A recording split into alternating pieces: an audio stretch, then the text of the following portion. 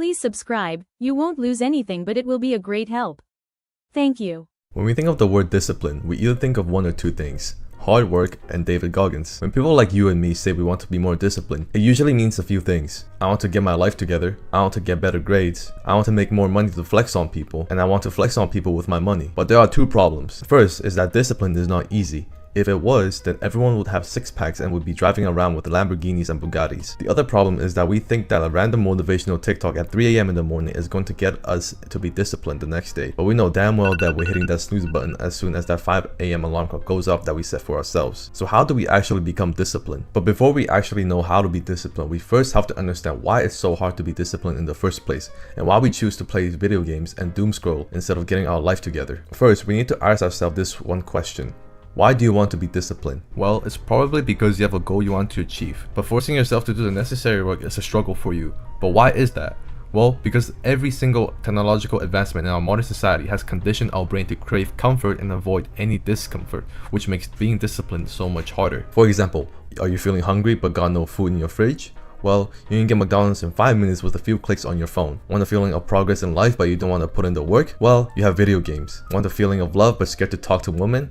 Well, you've got the incognito tab. So, how do we actually become disciplined when everything seems to be against us, including our own brain? Well, let's go to the concept of video games, as I think this will help you understand more in what I'm going to say next. In some RPG video games, everyone starts at level 0, and there are skills you need to level up in order to get stronger and fight harder bosses. In order to level up these skills, you need experience. This means sitting on our bums all day constantly slaying level 2 goblins to grind for XP. Discipline is much like leveling up a skill in a video game. No one is born with discipline, and everyone starts at level 0. Unless real life was made by EA and you get the option to pay $100 to unlock discipline level 100. But anyways, there's actually a way you can level up your discipline in real life, which is you need to face some sort of resistance and force yourself to do the work that you don't want to do. Every time you don't want to do something, that is an opportunity to level up your discipline skill. Think of it as a goblin spawning and it's your chance to kill it and level up. For example, you get a thought that you should do homework, but you don't want to do it. That is the same as a goblin spawning in front of you in a video game, an opportunity to level up. Then you force yourself to do homework, gaining discipline XP, which is equivalent to killing the goblin in the video game. Getting better at being disciplined is like getting better at shooting basketballs. You don't get better by watching countless videos on how to shoot basketballs like how you're watching this video right now on how to be disciplined. You only get better by practicing over and over again. In shooting basketballs, you shoot over and over. In being disciplined, you do the task when you don't feel like it over and over again. When we see that Asian kid that's pulling 12 hours of studying every day, we automatically think that he's just born with that level of discipline. But in reality,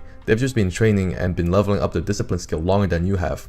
And also having the possibility of no dinner for a week if they return home with 1B on their transcript. If you still think that Asians are still genetically gifted to be smart and discipline cannot be improved, well, I'm gonna put some nerd glasses on and get a little bit sciencey here. There is a part in our brain called the anterior mid-cingulate cortex. I'm calling it the AMCC. It essentially controls your willpower, and willpower is basically a person's ability to control their own actions in order to pursue long-term goals, aka discipline. A study found that obese people had smaller AMCCs in their brain, and fit people had larger AMCCs. This means that you can actually grow your AMCC. So how do you grow it? Well, it's simple. Just like how you level up your discipline, you do things that you don't want to do. But going to the gym 6 times a week, 2 hours a day may feel like SEAL training for most people.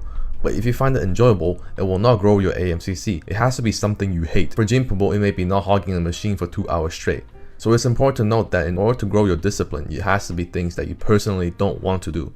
Now, you may feel inclined to study for 8 hours straight and run 20 miles every day at 5 AM in the morning, but that's just setting yourself up for failure. First, look around your room. Did you even make your bed this morning? Do you have clothes laying around the floor? Do you have moldy pizzas on your plate? Does your room look like a polluted river? If it is, then it's a sign that you're not ready for an 8-hour study session and a 20-mile run. You want to start with the small disciplines first. If you don't have the discipline to make your bed in the morning, how would you even have the discipline to study for 8 hours or run 20 miles? It's like trying to fight a level 100 boss when you're only level 1. The way you act in small situations will often be the way you act in bigger ones. How you do anything is how you do everything. Small disciplines and annoying chores like doing dishes or something as simple as making your bed or even cleaning your dog's poo are actually really important and shouldn't be overlooked. Since these chores happen so much throughout our day, it opens up more opportunity to level up our discipline. It's like having more goblins spawning to kill for XP. If you make it a habit of washing dishes or cleaning your dog's poo every time you don't feel like it, you will consistently train your discipline. Over time, your brain will automatically start doing tasks you usually avoid, making discipline easier because you've conditioned yourself through small annoying chores. This is similar to the compound effect, where small actions accumulate to big results. Now, if you don't know where to start, you can set yourself daily, weekly non-negotiables.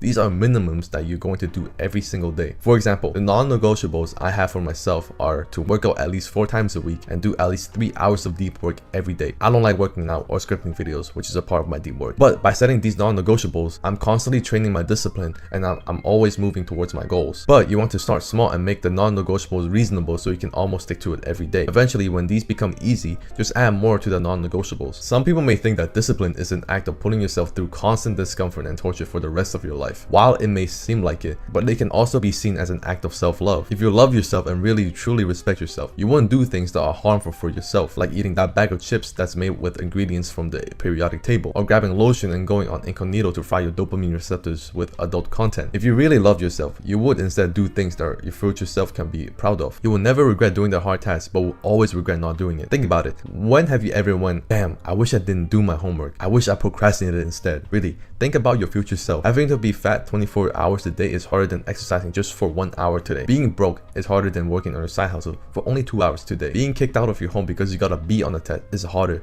than just studying for an extra 2 hours today. If I am faced with a hard task like scripting this video right now, I would always say to myself, I'll be glad that I did it at the end anyways, so why not just do it right now? If you know that doing the hard task will make you feel good at the end of the day, then you have the perfect reason to go do it.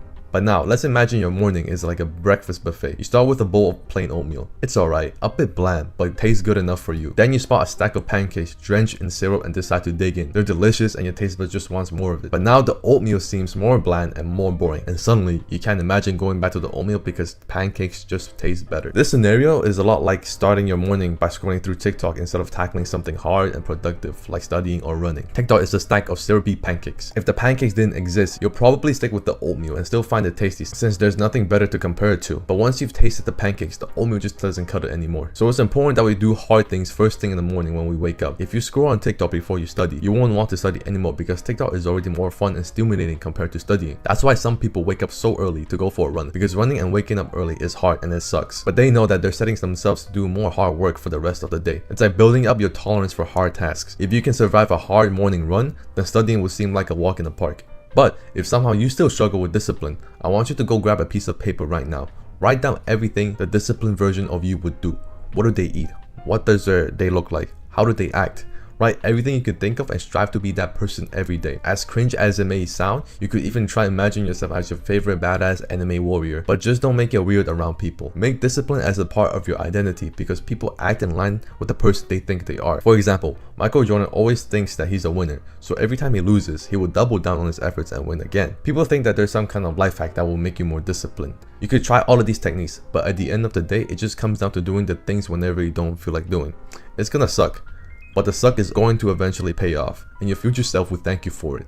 And you will look back and be proud of the work that you put in. Anyways, I hope that this video has helped. Subscribe if you learned something new.